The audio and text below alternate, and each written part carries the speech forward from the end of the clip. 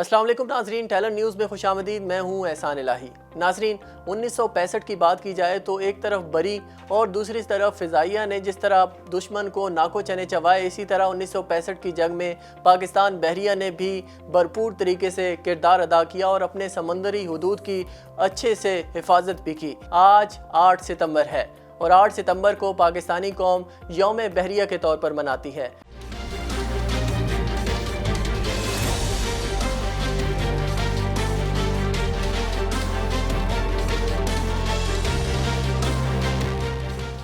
इस दिन को किस अंदाज से मनाया जाता है, इस हवाले से बात करने के लिए आज हमारे साथ मौजूद हैं जनाब कमोडोर रिटायर्ड नवीद अहमद साहब। सर, बहुत शुक्रिया आपने टैलेंट न्यूज़ के लिए वक्त निकाला। शुक्रिया आप हजरात का, जो आप इतनी दूर से आप तशरीफ़ लाए।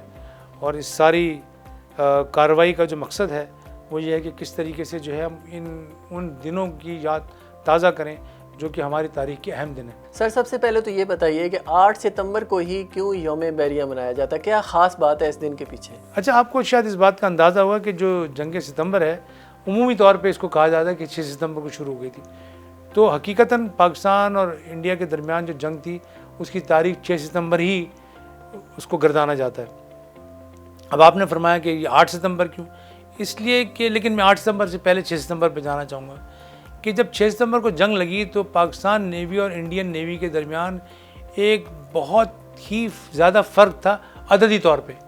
अच्छा, इंडियन नेवी का एयरक्राफ्ट कैरियर भी था, इंडियन नेवी के पास तकरीबन 19 जहाज़ थे, इंडियन नेवी के पास एक क्रूज़र भी था। क्रूज़र एक बहुत बड़े जहाज़ को कहते हैं जो बहुत ताकतवर जहाज़ होता है। अच्छा, हमारी साइड के ऊपर हमारे पास सिर्फ एक क्रूज़र था और तकरीबन 60 डिस्ट्रॉयर्स थे। लेकिन जो सबसे अहम बात है वो आपको समझनी चाहिए कि जंग की तैयारी जंग से पहले की जाती है, जंग के दौरान जंग की तैयारी नहीं होती। तो पाकिस्तान नेवी ने जंग से पहले पूरी तरह तैयार थी। अगर आप तारीख़ का मुताला करेंगे तो आपको पता चलेगा कि दुनिया में किसी भी जंग में कोई भी फ़ौज अपनी पूरी अददी क़ुव्वत के साथ नहीं आ पाती। लेकिन 65 की जंग एक वाहिद जंग है जिसको अगर आप तारीख़ में देखें तो पाकिस्तानी बहरिया या पाकिस्तान नेवी पूरी तरह तैयार थी। यानी हमारे पास 7 जहाज़ थे, 7 के साथ तैयार थे और हमारा क्रूज़र भी पूरी तरह तैयार थे। दूसरा जो काम पाकिस्तान नेवी ने किया, उसने गाजी से ये कहा कि तुमने छोटे मोटे जहाज़ों को नहीं पकड़ना, तुमने बड़े जहाज़ों पे अटैक करना है। और जो इंडिया के बड़े जहाज़ थे वो सारे मुंबई के अंदर थे। अच्छा, इंडिया को इस बात का अंदाज़ा हो गया कि भाई इन्होंने आबदोज़ लगाई हुई है मुंबई के बाहर और अगर कोई हमारा बड़ा जहाज़ निकला तो इन्होंने जो है उसको छोड़ना नहीं। तो इस हवाले से वो जितने उनके बड़े जहाज़ थे मुंबई के अंदर, वो मुंबई हार्बर के अंदर ही बंद रहे। जब मुंबई हार्बर के अंदर बंद रहे और 6ठी गुजरी और 7वीं गुजरी तो पाकिस्तान ने भी ये अंदाज़ा किया कि ये तो बाहर आ नहीं रहे, तो जब ये बाहर नहीं आ रहे तो हमें कुछ करना चाहिए ताकि ये बाहर निकलें। तो फिर पाकिस्तान ने भी ऑपरेशन द्वारका प्लान किया। अब ऑपरेशन द्वारका था गया। ऑपरेशन द्वारका अगर आप नक्शे पे देखेंगे तो कराची और द्वारका के दरमियान तकरीबन 300 मील है। तो पाकिस्तान ने भी फैसला किया कि हम द्वारका पे हमला करेंगे।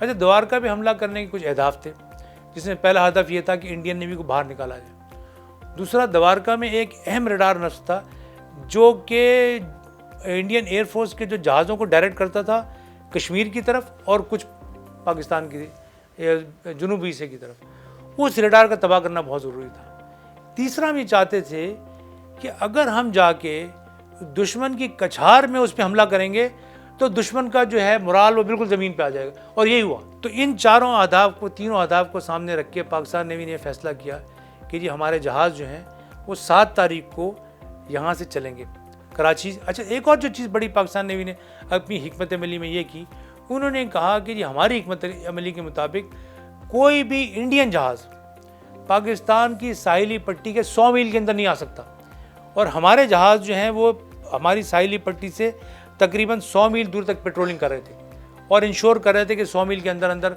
कोई भी इंडियन जो पर ना मार सके। तो इस हिकमत अमली ने हमें बड़ा फ़ायदा दिया।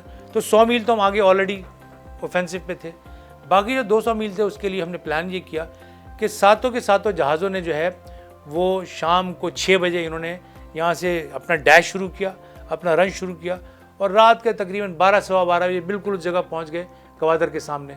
तो गवादर बिल्कुल सामने था, 2-3 मील सामने। उसके बाद इन्होंने जनाब 12:20-24 पे 50-50 गोले हर शिप ने दागे, और उसके बाद उन्होंने वापसी का सफ़र इख्तियार किया और सुबह 7 बजे जो है ये आराम से अपने पानियों में, जहाँ पे पेट्रोलिंग एरिया थे, ये वहाँ पहुँच गए। सर आपने गाजी का जिक्र किया, तो ये जो ऑपरेशन था इसके अंदर PNS गाजी का कितना किरदार था? अच्छा, पाकिस्तान नेवी और इंडियन नेवी के दरमियान जो फ़र्क था वो गाजी का था। अच्छा, हम मतलब मैं यूँ कहूँगा कि जो हमारे बड़े थे, जो हमारे प्लानर्स थे, उन्होंने ये सोच लिया था कि हम जो है दिफाई जंग नहीं लड़ेंगे, क्योंकि आबदोज़ें जो होती हैं ये होती हैं ऑफेंसिव करने के लिए। तो सबसे बड़ा कहते हैं offensive is the best defence, कि जी अगर आपने जो ऑफेंसिव करेंगे तो डिफेंस उसमें ऑलरेडी शामिल हो जाता है। तो हमारी शुरू से स्ट्रैटेजी ये थी कि जी हम जाके ऑफेंसिव करेंगे। अच्छा, ऑफेंसिव करने के लिए आपको चाहिए होती है submarines. Submarines are the best platform for offensive. तो इसलिए पाकिस्तान नेवी की चूँकि हिकमत अमली शुरू से यही थी, तो हमने सबमरीन इंडक्ट कर ली। अच्छा, इस दौरान इंडियन ने बड़ी कोशिश की कि उनको भी एक सबमरीन मिल जाए, लेकिन उनकी कोशिशें बिल्कुल रायगां गई। और पाकिस्तान नेवी को सन 1964 में गाजी जो है हमने US से ली और वो हमारी फ्लीट का हिस्सा बन गई। आपको यह सुन के भी बड़ी हैरत होगी कि पाकिस्तान नेवी वाहिद नेवी थी इस खित्ते में, सुएज़ के ईस्ट पे, जिसके पास के सबमरीन चलाने की सलाहियत थी। ये भी मैं आपको बताऊं कि सबमरीन चलाने की सलाहियत हर मुल्क के पास नहीं होती है।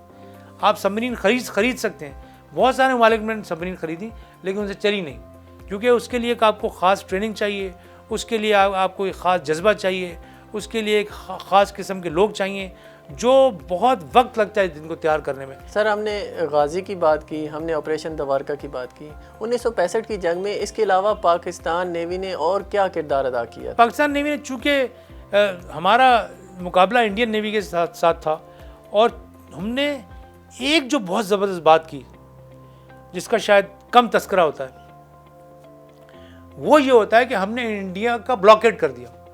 अच्छा, आजकल अखबारों में आप पढ़ते होंगे जी ब्लॉकेड, इंडियन नेवी ने कहा हम पाकिस्तान का ब्लॉकेड कर देंगे, ब्लॉकेड कर देंगे। तो ब्लॉकेड दरअसल होता क्या है? ब्लॉकेड ये होता है कि आप ये कहते हैं कि कोई भी जहाज़ हमारी इजाज़त के बगैर दुश्मन के किसी बंदरगाह में नहीं जा सकता। और पाकिस्तान ने ये ऐलान कर दिया कि अगर कोई जहाज़ कोई जंगी सामान लेके अगर इंडिया की तरफ गया तो पाकिस्तान नेवी उस जहाज़ को नहीं जाने देगी। तो ये बहुत बड़ा इम्पैक्ट था एक छोटी नेवी के लिए, इतना बड़ा इम्पैक्ट क्रिएट कर देना कि उसकी वजह से एक इतनी बड़ी नेवी जो है हम उसका ब्लॉकेट कर दें और वो आगे से कुछ भी ना कर पाए। तो ये बहुत बड़ा इम्पैक्ट था जो शायद कम जिसका तस्करा होता है। सर ये बताइए कि पाकिस्तान नेवी को 4 डायमेंशन फोर्स क्यों कहते हैं, और वो 4 डायमेंशंस हैं क्या? अच्छा, अब आपको देखिए पता होगा, पहली डायमेंशन तो है सतह समंदर के ऊपर, तो एक डायमेंशन हो गई। दूसरी डायमेंशन होगी सतह समंदर के नीचे, आबदोज़ें होगी। और तीसरी डायमेंशन हो गई हवाई, यानी सतह समंदर के ऊपर। एक सतह समंदर के ऊपर सरफेस पे, एक अबव दी सरफेस यानी हवाई जहाज़ और ये सारा हिसाब किताब, और एक नीचे। और जो चौथा डायमेंशन है वो है हमारी स्पेशल सर्विसेज, स्पेशल फोर्सेस। जो स्पेशल फोर्सेस हैं इसमें पाकिस्तान नेवी ने गो के हमारी जो पाक मरीन्स हैं, ये गो के इसकी तारीख़ तो बहुत पुरानी है, लेकिन ईस्ट पाकिस्तान के बाद ये हमने डिसबैंड कर दी थी। लेकिन जब ये पाकिस्तान और इंडिया के दरमियान सर क्रीक का मसला जो है अहमियत इख्तियार करता चला गया, तो पाकिस्तान ने ये अंदाज़ा लगाया कि सर क्रीक का वो इलाका है जिसको कि डिफेंड करना हमारे लिए इंतहाई अहम है। तो फिर पाकिस्तान नेवी ने एक फ़ोर्स जो है वो रेज़ की, उसको कहते हैं पाक मरीन्स। इसके 2 जो बेसिक फंक्शंस हैं, एक फंक्शन इसका ये है कि सर क्रीक की हिफाजत करना, और दूसरा फंक्शन ये है कि जो आपको पता है आजकल दहशतगर्दी और इस हवाले से जो एक माहौल बना हुआ है, तो उसमें पाकिस्तान नेवी की तनसीबात जो है, ख़ास तौर पे वो तनसीबात, अब जैसे गवादर आ रहा है और बाकी तनसीबात है जिनकी हिफाजत हमारे लिए इंतहाई अहम है, उसकी हिफाजत की जिम्मेदारी भी पाक मरीन्स को दी गई। तो इस तरह पाकिस्तान नेवी जो है ना, इसको आप एक 4 डायमेंशनल फोर्स कह सकते हैं। सर आपने सबमरीन की कमांड की है, और किन लोगों को सबमरीन के क्रू में शामिल किया जाता है? जो भी आदमी सबमरीन सर्विस में आता है उसके खून में शामिल होता है कि उसने अपने मिशन को अधूरा नहीं छोड़ना। और उसकी वजह क्या है? उसकी वजह है कि हम दुश्मन के पानियों में होते हैं, हम दुश्मन के पानियों से वापस नहीं आ सकते कि साहब मेरी फलां चीज़ ख़राब हो गई, साहब मैं तो ये ठीक नहीं था। तो हमारी ट्रेनिंग का जो एक हिस्सा है वो इस बात की तैयारी है कि आपने अपने मिशन को अधूरा नहीं छोड़ना, नहीं छोड़ना, नहीं छोड़ना। और ये हम सबके खून में शामिल है, जितने लोग पाकिस्तान सबमरीन सर्विस के अंदर, पाकिस्तान नेवी की सबमरीन सर्विस के अंदर हैं। तो इस हवाले से मैं आपको एक बड़ी अचंभे की बात बताऊं। जब सन 71 की जंग थी और हंगोर वो सबमरीन थी जिसने इंडिया का जहाज़ डुबोया, यानी आपको सुन के हैरत होगी कि एक सूरत हाल ऐसी पैदा हो गई और इस किस्म का सबमरीन पर सूरत हाल थी कि सबमरीन को वापस आना पड़ता बंदरगाह। लेकिन चूंकि हमारी ट्रेनिंग ऐसी थी, चूंकि हमारा माइंडसेट ऐसा था, चूंकि हमें इस तरीके से परवान चढ़ाया गया कि वापस नहीं जाना मिशन छोड़ के, उस सबमरीन ने जो है उस जो भी उनका मसला था समुंदर पे उसको हल किया। सबमरीन की सर ज़िंदगी कैसी होती है? कोई ऐसा वाक़या जो आपका याद रहा हो हमेशा के लिए? सबमरीन की ज़िंदगी जो है ना, मैं दरअसल आपसे कहूँ कि पहली बात तो सबमरीन की ज़िंदगी है हज़रत यूनुस अलैहिस्सलाम की सुन्नत है कि मछली के पेट में कैसे आप ज़िंदा रहते हैं। अगर नबी सल्लल्लाहु अलैहि वसल्लम के ज़माने में बताते हैं कि मछली थी उसके पेट में ज़िंदा रह सकता आदमी, तो लोग हैरान से सोचते ये कैसे होता है। तो सबमरीन में पहली तो सुन्नत हज़रत यूनुस अलैहिस्सलाम की कि जी हम उनके पेट में रहते हैं और समुंदर में रहते हैं। तो वो हमारी सबमरीन हमारी मछली है और उसके अंदर हम रहते हैं। वहाँ पे सर खाने पीने का और अपने मोरल को अप रखने के लिए क्या किया जाता है? अच्छा, जैसे मैंने आपको बताया कि हमें हमारी जो आबदोज़ की लोगों की नहीं, आबदोज़ की अपनी तरबियत जो होती है वो बहुत आला मयार की होती है।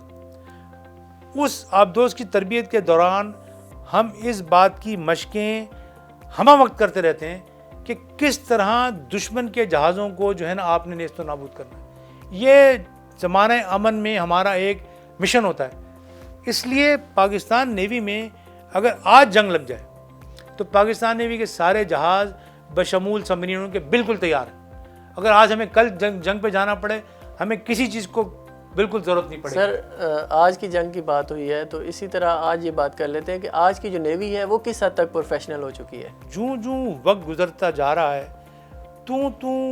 चैलेंजेस हमारे बढ़ते जा रहे हैं और वो चैलेंजेस जो बढ़ते जा रहे हैं वो दो वजूहात की बना पर बढ़ते जा रहे हैं। एक तो टेक्नोलॉजी, हर आए दिन के साथ एक नई टेक्नोलॉजी आ रही है और उस नई टेक्नोलॉजी को एब्जॉर्ब करना, जैसे आप एक नया मोबाइल खरीदते हैं आपको कुछ दिन लगते हैं उसको समझने में, लेकिन अगर एक आपको ऐसी टेक्नोलॉजी आ जाए जो बहुत आगे की टेक्नोलॉजी हो, अगली सेंचुरी की टेक्नोलॉजी, उसको एब्जॉर्ब करने के लिए आप लोगों की जो है बेसिस वो बहुत चैलेंज है उसको लेके चलना।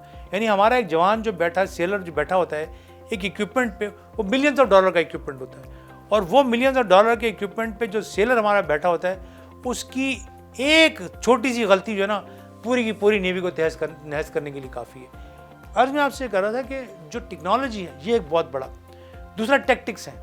जब टेक्नोलॉजी चेंज होती है टैक्टिक्स भी साथ साथ इवॉल्व होते हैं। एक मैं कहूँगा अददी तौर पे हमारी एक छोटी नेवी है, लेकिन हमारा जो इन्फ्लुएंस है पूरे खत्ते में वो इंतहाई ज़्यादा है।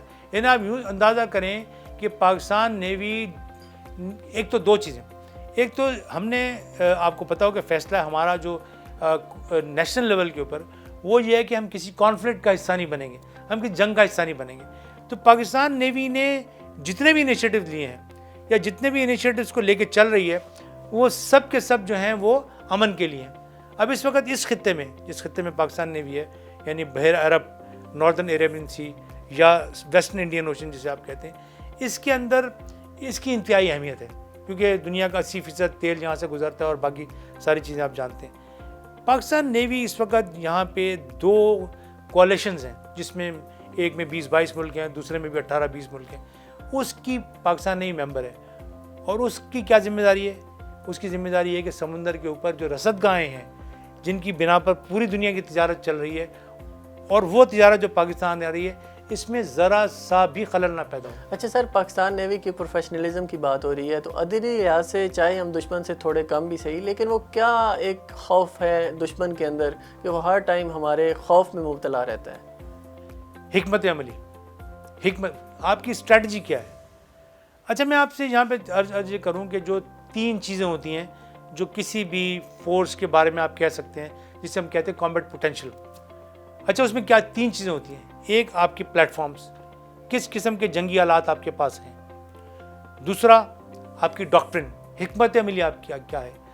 और तीसरी आपकी वर्कफोर्स, लोग लड़ने वाले वो कैसे, उनका, ये 3 चीज़ें मिलकर आपका कॉम्बैट पोटेंशियल बनता है। तो पाकिस्तान की अगर चलें आप कह लें प्लेटफॉर्म, मैं एक लम्हे के लिए कहता हूँ, क्योंकि हमारा प्लेटफॉर्म बहुत ज़बरदस्त है, मैं एक लम्हे के लिए कहता हूँ कि ठीक है जी, लेकिन जो हमारी ट्रेनिंग है वो बहुत आला मेयार की है, यानी बैनुल-अक़वामी तौर पे हमें माना जाता है ट्रेनिंग के हवाले से, और मैं इसमें भी आपको इस थोड़ी तफसील भी देता हूँ। और डॉक्ट्रिन हमारी जो हिकमत अमली है वो उसने हमेशा हमें जो है, जो हमारी अददी जो हमारी एक कमी है, उसको हम अपनी हिकमत अमली से, जिसे अंग्रेजी में कहते हैं सुपीरियर स्ट्रैटेजी से, हम अपनी सुपीरियर स्ट्रैटेजी से उसको कवर अप करते हैं। और इसमें हमारा नेवी का रोल तो है ही है, लेकिन अल्लाह सुब्हान ताला ने जिस तरह से पाकिस्तान को रखा है, यानी जिस तरीके से अल्लाह ने पाकिस्तान की जोग्राफिया बनाया है, इस जोग्राफिया से जो हमें इतनी ज़बरदस्त एडवांटेज मिलता है,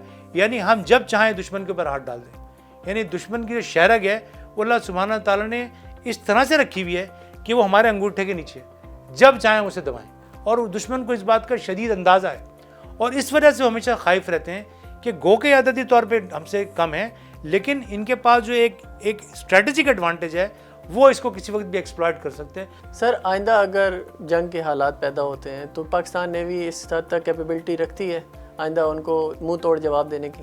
तो जैसे मैंने आपसे अर्ज़ किया कि पाकिस्तान नेवी 24 घंटे 24/7 365 तैयार है। कल जंग शुरू हो जाए हम बिल्कुल तैयार हैं, हमारे जहाज़ बिल्कुल तैयार हैं, हमारे नौजवान बिल्कुल तैयार हैं, हमारे ऑफिसर्स बिल्कुल तैयार हैं, और वो ट्रेनिंग हम कॉन्स्टेंटली करते रहते हैं कि जी किसी वक्त भी जंग लगती है, क्योंकि पाकिस्तान इंडिया एक दो ऐसी कुव्वतें हैं, एटमी कुव्वतें, जिनके दरमियान हर वक्त जो है जंग की जो है ना मौजूदगी का हो सकती है। सर, आपने बात की चैलेंजेस की, तो पाकिस्तान को आने वाले चैलेंजेस की अगर देखा जाए तो अफ़गानिस्तान का एक मसला है, दूसरा अगर देखा जाए तो CPEC जो कि बहुत बड़ा इनिशिएटिव है, उसमें पाकिस्तान नेवी किस हद तक किरदार अदा कर रही है? अच्छा, जैसे मैंने आप सर्च किया, देखें CPEC जो है ना, CPEC कहते हैं कि CPEC जो है वो अगर BRI का जो इनिशिएटिव है चाइना का, अगर उसने कामयाब होना, CPEC ने अगर CPEC कामयाब होगा तो BRI कामयाब होगी, इसलिए चाइना का बहुत ज़्यादा इंटरेस्ट है कि CPEC कामयाब हो, क्योंकि दूसरी कुव्वतें चाह रही हैं कि CPEC के साथ वो खिलवाड़ करें।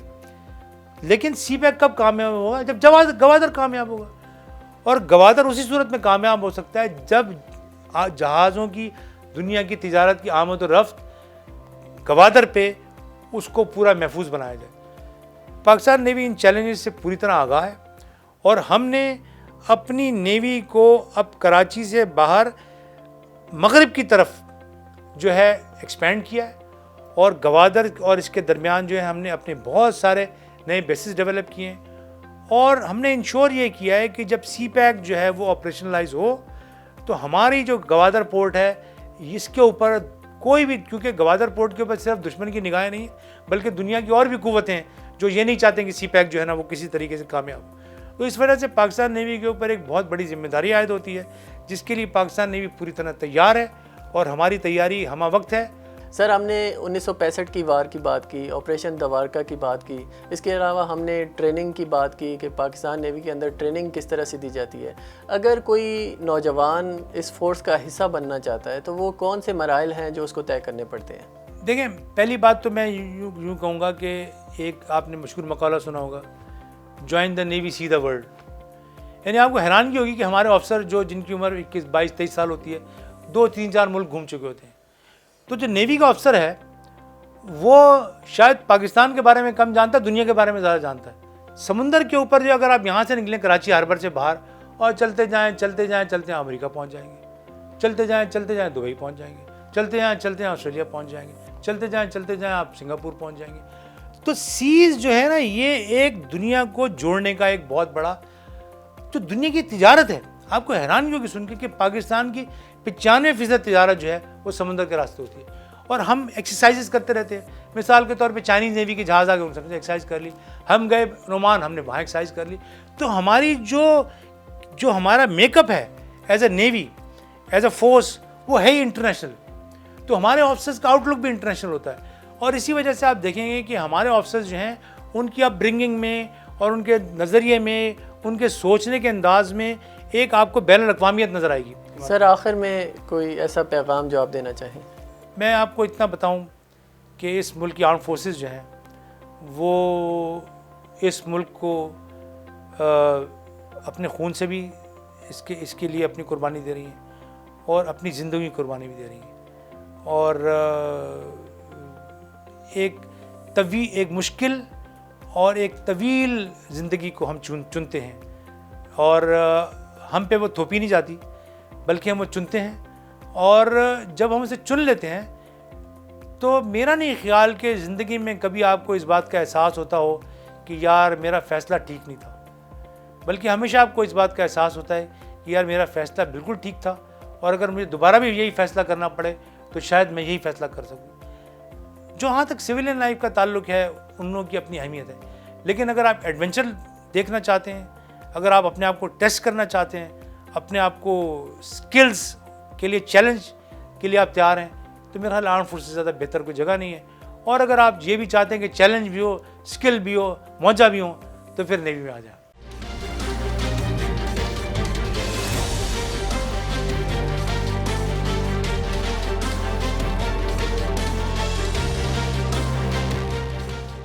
नाजरीन, पाकिस्तान और पाकिस्तानी अफवाज के ख़िलाफ़ साजिशें करने वालों को ये पता होना चाहिए कि चाहे वो बड़ी फ़ौज हो, बहरी हो या फ़िज़ाई, उसमें आज भी वो जवान मौजूद हैं जो कि मादरे वतन पर जान कुर्बान करने और उसकी हिफाजत करने के लिए हर वक्त तैयार रहते हैं। आज का दिन पाक बहरिया के नाम। इसी के साथ मुझे एहसान इलाही को इजाज़त दीजिए। अल्लाह हाफ़िज़।